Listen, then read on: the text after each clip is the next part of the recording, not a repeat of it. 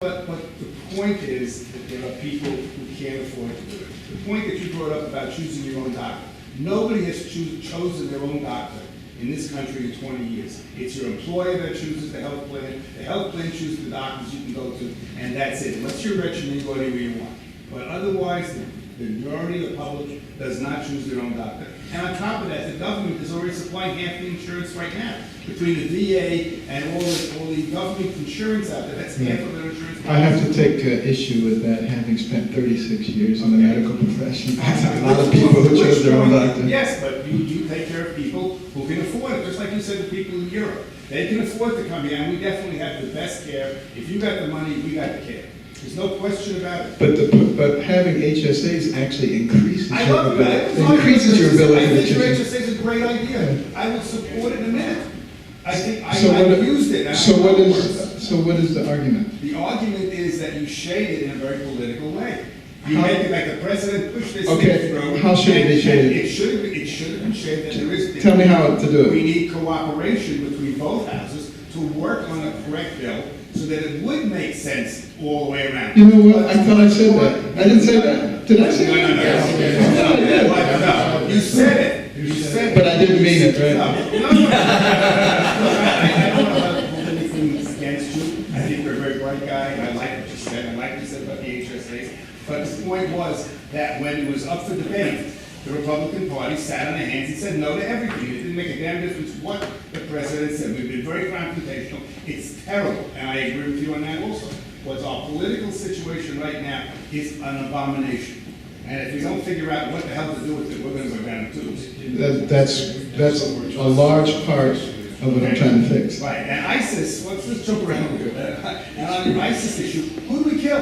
Who do we go after? You said very nice we should give arms to the Kurds. The Kurds. The only trouble is the next largest military power in the Middle East is the Turks. And the Turks would go crazy, let's say, if you gave arms to the Kurds, because the Kurds want independence from Turkey. So everything becomes political, whether you like it or not. And you just can't go in and bomb everybody.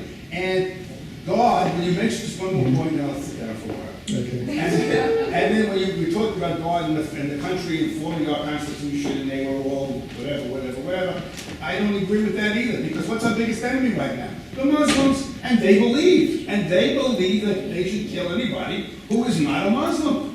And there's degrees of it, yes, but they're not against ISIS. The Egyptians had a poll of their people, and there was like 60% of them didn't think ISIS was so terrible.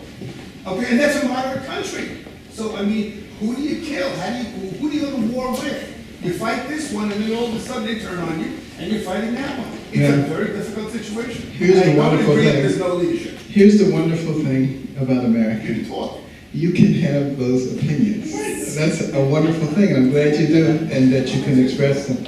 However, I will say this about ISIS and about the war over there. There's no way that we can impose a victory over there. It's going to have to come from the people who are there. What we do have to do, however, is we have to stake out a leadership position, because that's the way that you're going to get other people to join. The reason that ISIS is getting so much traction is because they want to be on the winning side. And they don't see us doing anything. They say, well, I think I'm going to get in over here because these are the people who are going to win. And let me tell you how important it is to actually have a philosophy in which you believe in which you're willing to die for, which is what ISIS has. That's right. It's what we had in the Revolutionary War. In this country, our patriots, they were a ragtag bunch of militiamen. They had no chance of defeating the most powerful empire in the world, but they were willing to die for what they believed in. So are the ISIS people. And the ISIS people are, and that's why it's important for us to stop giving away all of our beliefs for the sake of political correctness. Well, we need to know who we are, and we need to stand up for who we are. Especially in the world, and we were phenomenal. But you're welcome to that opinion. I'm just telling you. The problem is, how do you do it? How do you do it? How do you fight ISIS without reinvading? Was another 100,000 American troops in there? We're in the process of doing it. Okay. I'm not going to address the ISIS issue because it's really not like I've been a physician for 25 years, and I've been an advocate of healthcare reform, not the way it's taken place, obviously, and I don't use them. But the problem here, what you addressed is great, which HSA accounts, fabulous, really great.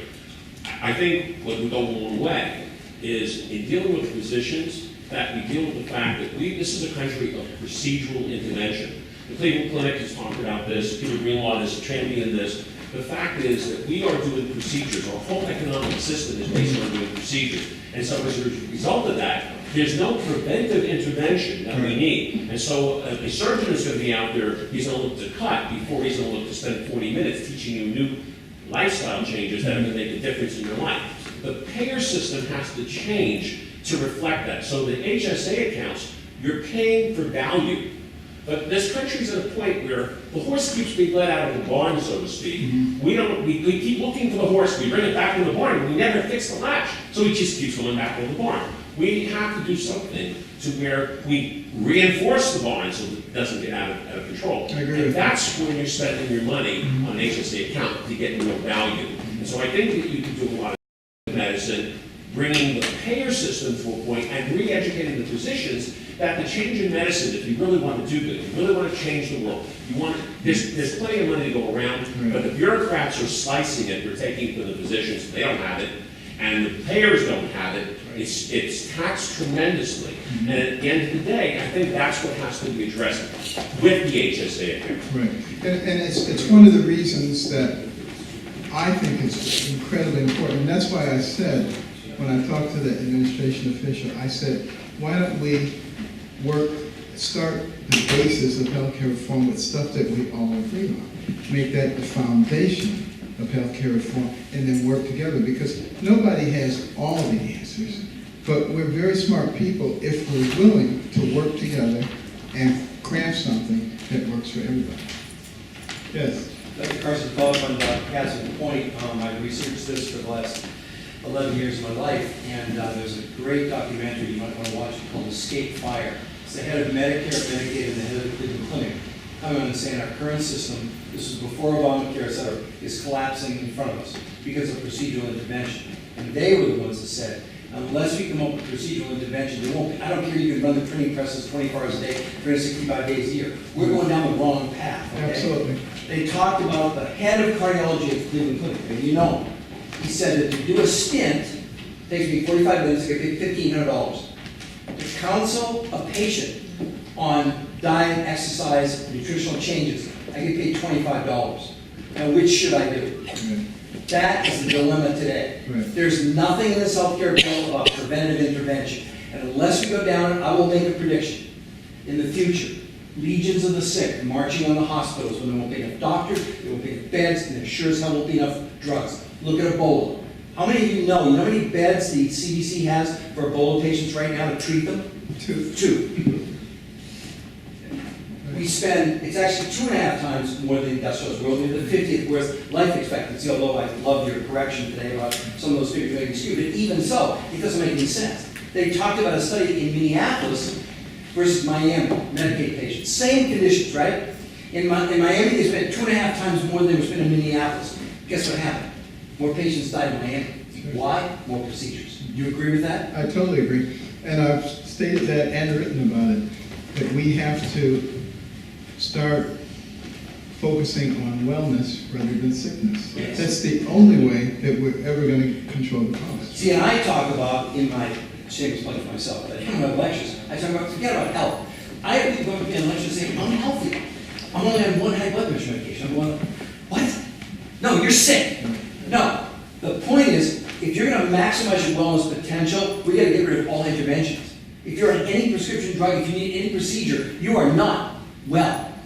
You might think you're healthy, but you're sure as heck not well. Well, I think what we have to do is create a program where the incentives are reversed. Yes. That's the key. That they're not paid on the more procedures they do, Right. but on the outcome of the patient. What a weird concept. But what I don't agree with is a panel of people sitting here saying, you can have this and you can have that. Right. What I would prefer is a system where people have resources that they can control themselves, and then we fix the system so that the incentives are not perverse. But then it just means we just have to advertise some stupid procedure that somebody's gonna do for 50,000 or 20,000, and people will follow the advertising for it. Well, if they want to spend all their money, you know, it's sort of like if you go into a store and somebody says, I got these incredible steaks over here, and they're only $5,000 a piece.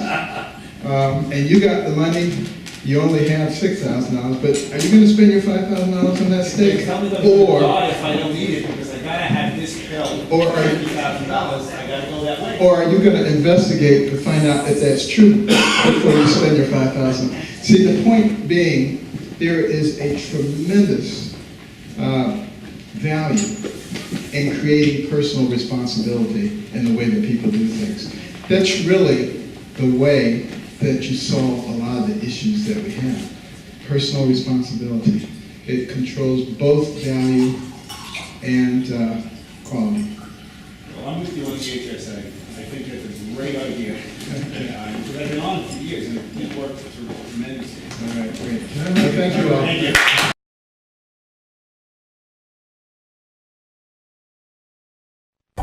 you.